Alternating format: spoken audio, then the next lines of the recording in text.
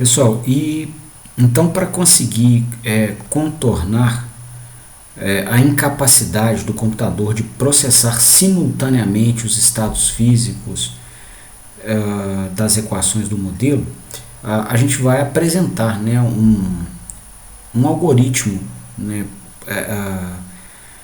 uma primeira versão aqui do algoritmo de simulação da máquina, e nele, né, a gente vai seguir aqui todas as diretrizes que a gente já deduziu até esse ponto da aula, né, e nós vamos ver o seguinte, vou repetir aqui o laço. A gente vai começar num tempo inicial, né, avaliar o estado da máquina de dt em dt segundos e vamos até um tempo final. E a gente vai fazer isso repetidas vezes dentro de um laço. Então o laço está começando aqui, né, e a gente vai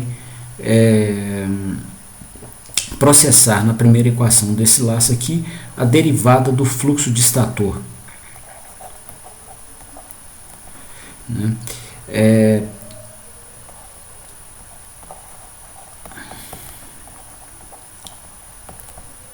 Com a representação em espaço de estados.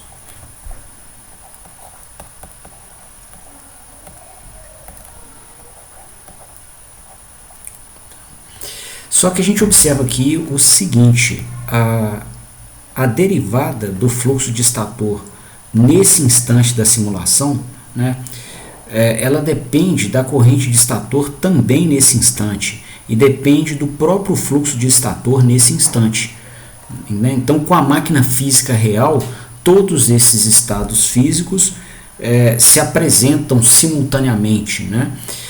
E dentro de um programa de computador, nós não teremos os estados físicos todos disponíveis, né, no mesmo instante de tempo onde você está processando a derivada de fluxo. Por quê? O fluxo de estator, por exemplo, né, ele só vai ser calculado em uma linha de cálculo, uma linha de programação posterior à linha que processa a derivada do fluxo, né? Inclusive a gente vai calcular aqui o fluxo através da integral da derivada do fluxo no tempo.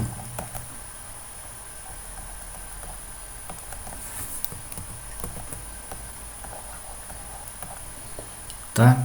Então, nós teremos uma primeira linha do código que vai fazer o cálculo da derivada do fluxo. Você já precisaria nessa linha de saber o fluxo.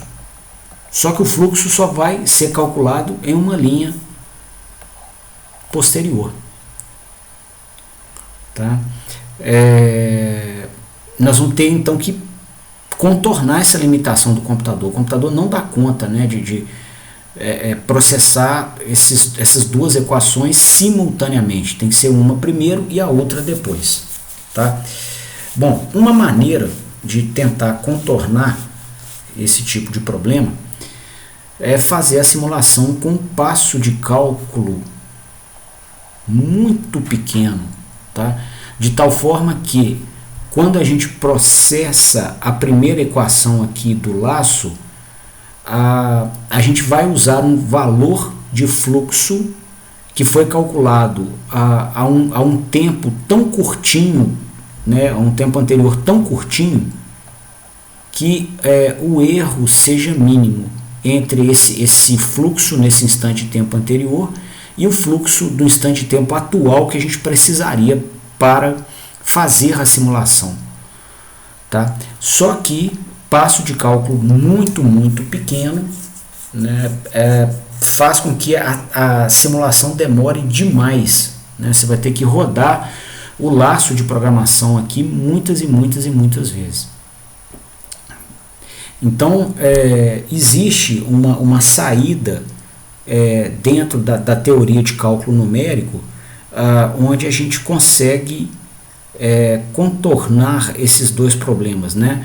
Que é a falta de simultaneidade entre o processamento de sinais, né, que no mundo físico real são simultâneos, igual nós mencionamos há pouco, e o problema de se ter um DT, um passo de cálculo pequeno demais e a simulação demorar muito. Tá? Então a saída para isso é a resolução das equações diferenciais do modelo por um método chamado método de Runge-Kutta.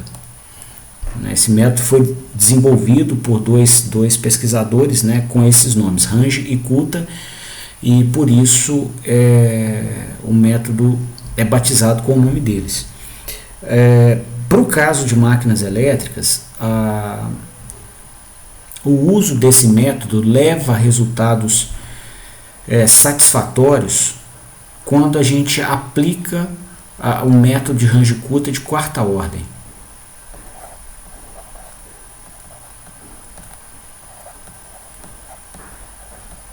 Tá? E o que quer dizer quarta ordem, né, no contexto aqui de Runge-Kutta, e como por que o método se justifica? Tá? E uma última consideração, como ele é processado, como ele é executado. Tá? Então vamos responder a todas essas perguntas. Inicialmente, pessoal, a gente vai ver o seguinte.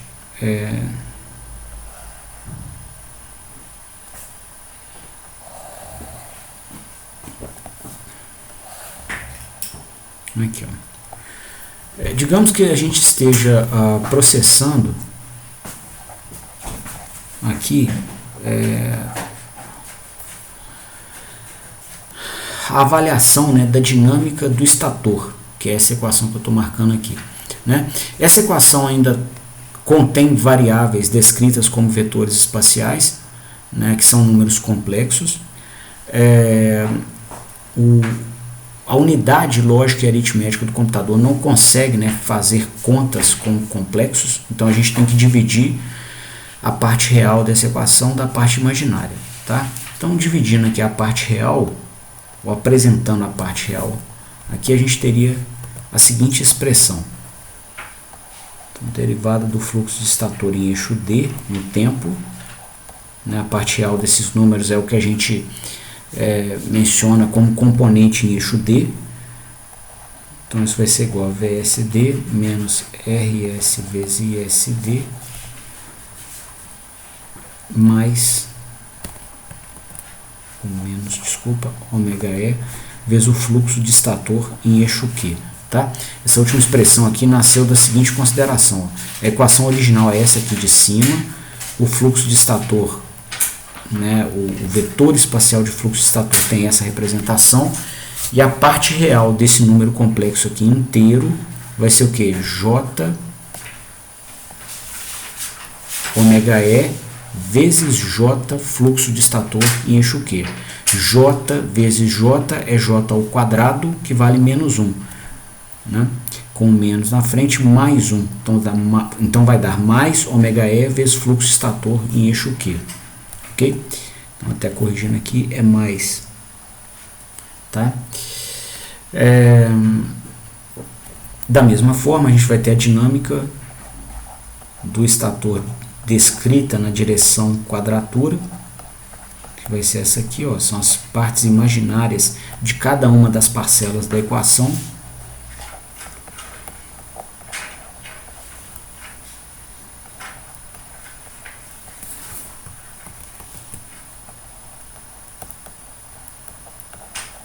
Então vai ser essa expressão aqui.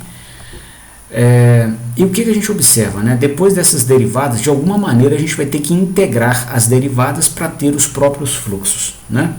Então, de alguma forma, a gente vai ter que depois processar aqui as integrais, né, dessas derivadas para ter os fluxos. Tá? E nós vamos ter então esses fluxos avaliados em linhas de cálculo do programa de computador posteriores às linhas de cálculo onde a gente avalia as derivadas. Tanto o fluxo de estator em eixo D quanto o fluxo de estator em eixo Q. Tá? Então imagina, pessoal, que em um determinado instante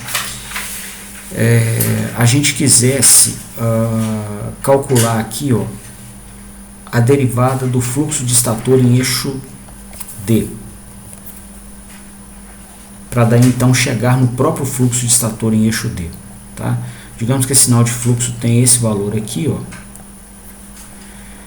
e o último instante de tempo, né, que a gente tenha executado o laço de programação tenha sido esse. Então, a gente sabe os valores dos estados físicos nesse instante de tempo aqui. Vou marcar aqui, ó, fluxo de estator em eixo D e aqui o fluxo de estator em eixo Q. Tá? Digamos que ele tem um determinado comportamento assim. Tá? E nós então começamos, né, um novo laço, ó, de programação, né, do nosso código, e nós estejamos agora nessa linha aqui. Acabamos de passar da linha do cabeçalho aqui do laço e estamos aqui na primeira linha do laço, que é essa aqui de baixo, calculando a derivada do fluxo. E o instante de tempo seja esse aqui, ó. O instante de tempo correspondente no mundo físico real seja esse aqui, ó.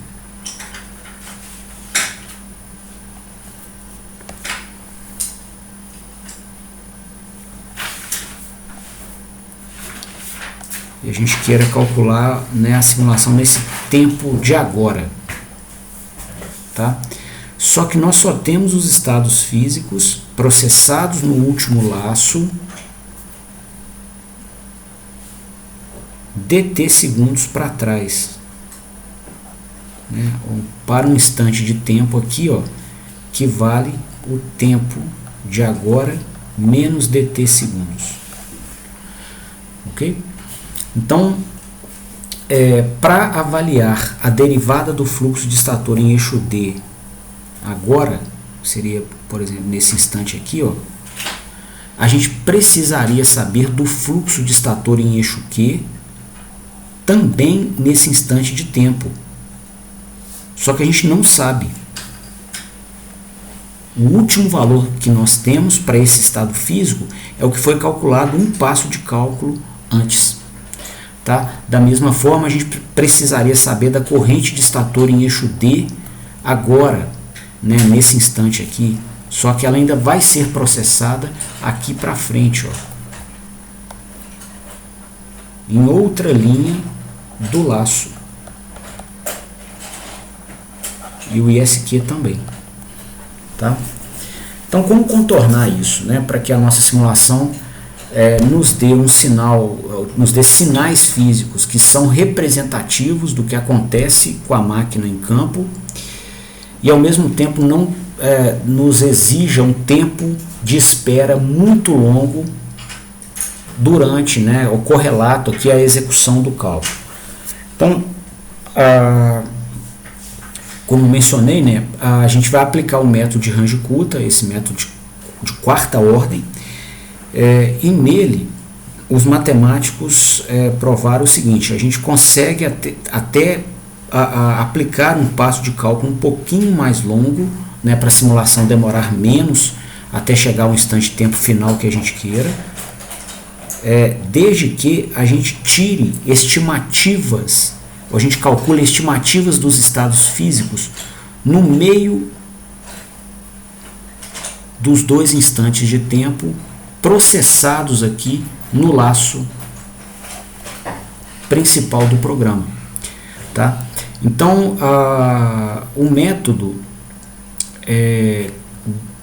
garante, né, que a gente vai conseguir ter esse passo de cálculo um pouquinho maior, desde que a gente faça uma primeira estimativa do fluxo ou dos estados físicos. Os estados físicos do sistema são as variáveis correlatas a armazenamento de energia, tá? No caso da máquina, a gente armazena energia no interior dela como fluxo magnético.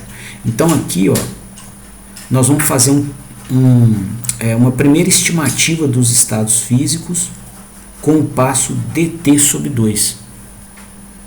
Tá? Então nós vamos calcular uma primeira estimativa da derivada usando os melhores valores que nós temos para todos os estados físicos, que são os valores que nós processamos no último instante ou na última execução do laço do programa, são, né, os valores nesse instante aqui, e nós vamos então com isso, né, ter uma primeira estimativa de derivada para o fluxo,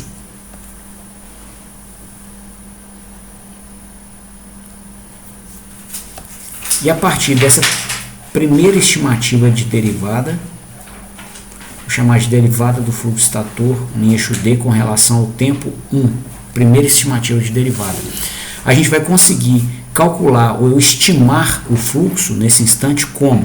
Pegando o valor que ele tinha no último laço de cálculo e somando aqui com o delta fluxo. Esse delta fluxo, né, vai ser dado pela própria derivada do fluxo estator em eixo D, que a gente vai estimar, vezes um passo dt sobre 2. Né? Então você tem um delta fluxo com relação a um delta tempo, vezes um delta tempo, vai dar um delta fluxo. Tá? Então a gente vai ter uma primeira estimativa do fluxo, então, que seria dada, né, pelo valor que você tem para esse estado físico, mais o quanto ele variou na sua primeira estimativa. Tá? Que é esse delta fluxo aqui, ó. E aí, com essa primeira estimativa do fluxo, aqui, a gente vai calcular uma segunda estimativa da derivada.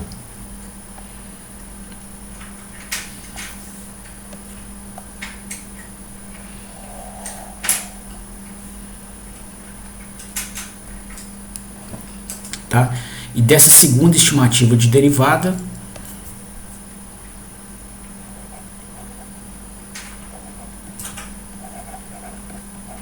né, a gente vai calcular uma segunda estimativa do fluxo. Tá? Então, essa segunda estimativa do fluxo seria a estimativa que a gente teve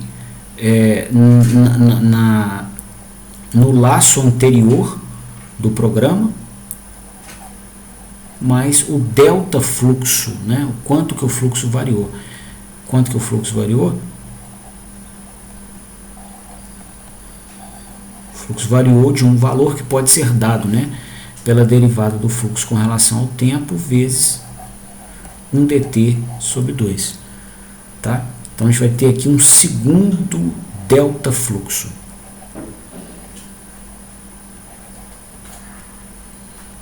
Tá? E com esse segundo delta fluxo e a segunda estimativa de fluxo, a gente vai processar uma terceira estimativa, tá? Que esse é o que preconiza o método. E aí vamos ter uma terceira estimativa de derivada, tá?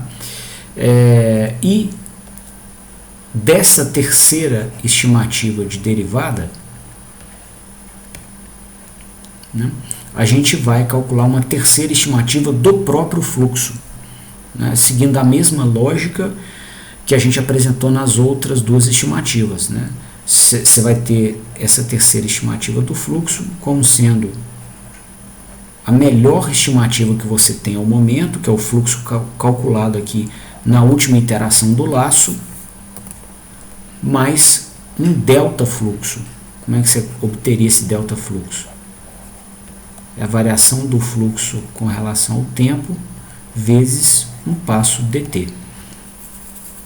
Tá? E aí nessa terceira estimativa convém, né, se ter atenção, porque o método preconiza nela algo diferente das outras duas estimativas. Né? As outras duas estimativas tinham um passo de cálculo dt sobre 2. E a terceira estimativa tem um passo dt. Tá? Então esse é o jeito de usar o método. Tá? Então o método preconiza isso.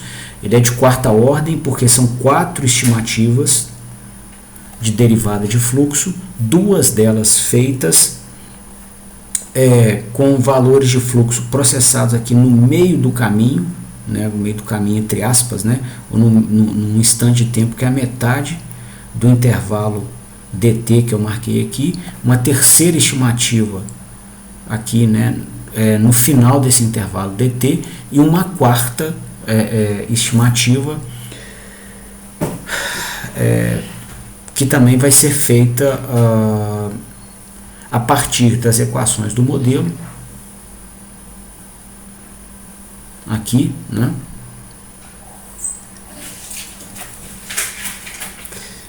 Considerando os valores processados aqui na terceira estimativa. Tá? Então vai existir uma quarta estimativa da derivada do fluxo, alguma coisa assim, por exemplo.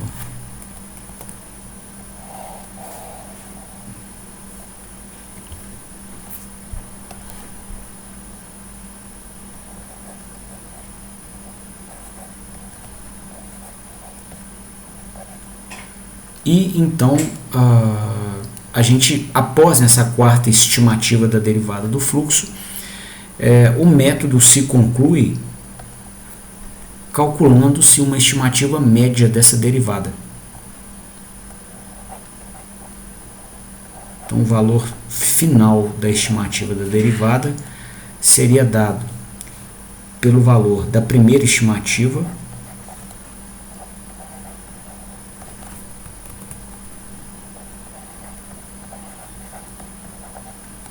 que é esse aqui,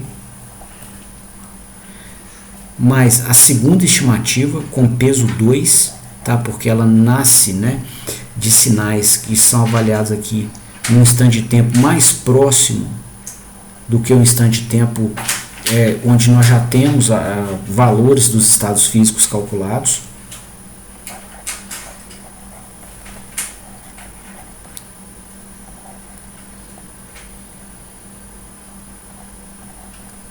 Mais uma terceira estimativa de derivada, também avaliada com peso 2, né, porque ela foi obtida, né, por estados físicos calculados mais próximos dos valores processados no último laço,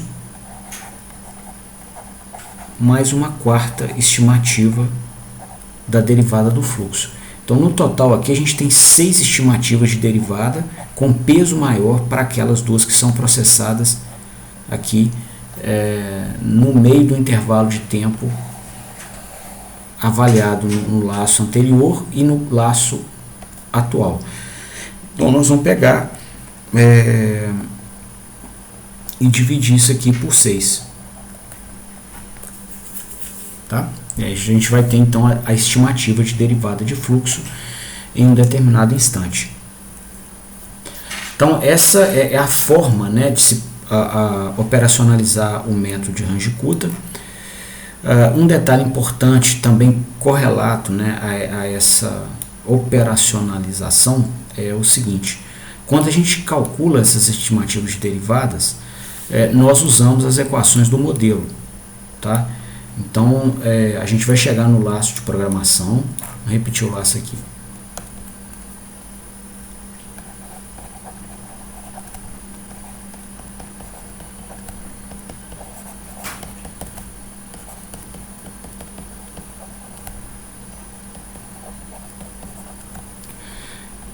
E a gente usa das equações do modelo, né, para calcular cada uma das estimativas da derivada.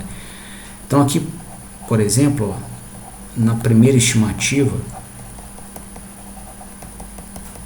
das derivadas, a gente obtém, né, os estados físicos pelas suas representações em espaço de estados.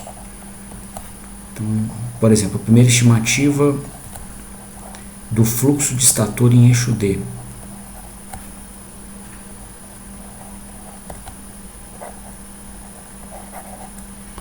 Tá? Ela é calculada aqui, vem também uma primeira estimativa do fluxo de estator em eixo Q.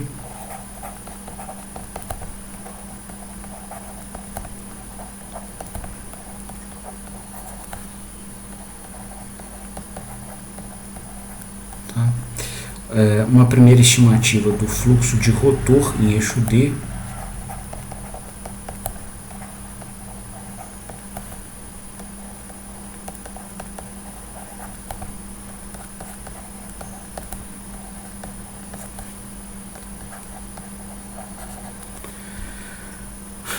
e uma primeira estimativa do fluxo de rotor em eixo Q.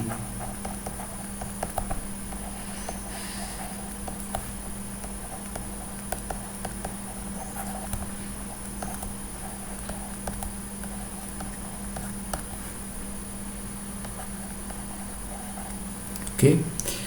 Bom, dessa primeira estimativa de derivadas, né, ou para essa primeira estimativa de derivadas, a gente usa as melhores estimativas possíveis que nós temos para os estados físicos, que são os valores das variáveis calculados na última interação do laço. Tá? Bom, dessa primeira estimativa de derivadas, né, a gente vai calcular uma primeira estimativa de fluxos. Então, a primeira estimativa do fluxo de estator em eixo D vai ser o melhor valor que você tinha para ela, mais a estimativa que você calculou agora para a derivada do fluxo, vezes um passo dt sobre 2. Tá? Que eu expliquei há pouco, né? Que é para deixar aqui essa primeira estimativa mais próxima possível do último valor calculado para esse fluxo. Tá? Então, da mesma forma, você vai calcular aqui para o fluxo estator em eixo Q, uma primeira estimativa dele, para o fluxo de rotor em eixo D, uma primeira estimativa, e para o fluxo de rotor em eixo Q, uma primeira estimativa. Tá? Bom, com esses fluxos calculados, a gente calcula as primeiras estimativas de corrente. Então, ISD1, né? Você vai ter que usar de valores de indutância inversa, ou de uma matriz de indutância inversa, vezes o vetor de fluxos. Fluxo estator em eixo D e Q, fluxo de rotor em eixo D e em eixo Q. Tá? E disso aqui a gente vai produzir o vetor de correntes, ou das primeiras estimativas de corrente.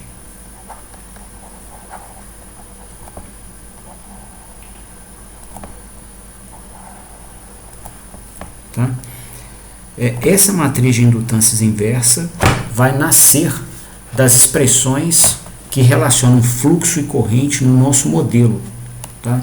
Então, quando a gente deduziu o modelo, a gente mostrou o seguinte, ó, que o fluxo de estator ele era relacionado às correntes por essa expressão aqui. Ó, o fluxo estator, né, ele é parcialmente sintetizado por contribuições da própria corrente do estator, e ele também recebe linhas de campo, uma contribuição mútua das correntes do rotor.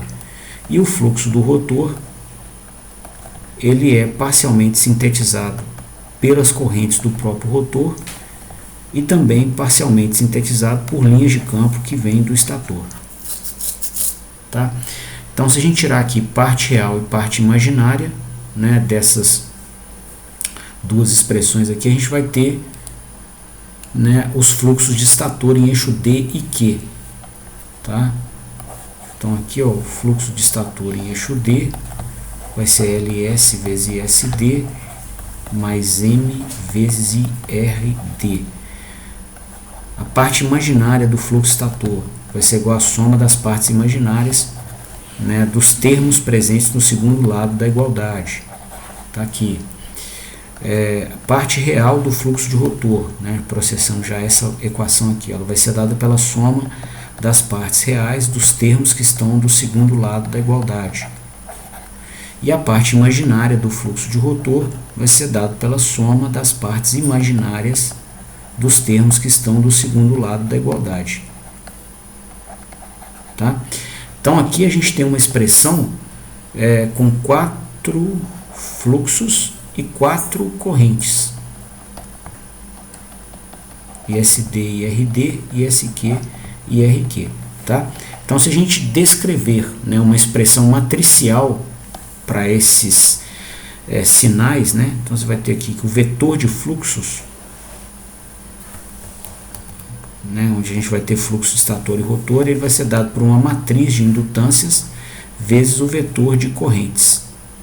Tá? Da mesma forma, o vetor de correntes vai ser dado por uma indutância inversa vezes o vetor de fluxos. Essa indutância inversa aqui é essa que aparece nesse ponto aqui da equação. Tá? Você pode entrar com essa matriz de indutâncias no MATLAB e pedir, né, o MATLAB para processar a inversa, tá? Onde a gente vai ter então aqui essa matriz que eu representei no algoritmo do programa, tá? E aí, pessoal, com a primeira estimativa dos sinais físicos processada, a gente vai para a segunda estimativa, tá? Então aqui a gente vai começar aqui a segunda estimativa.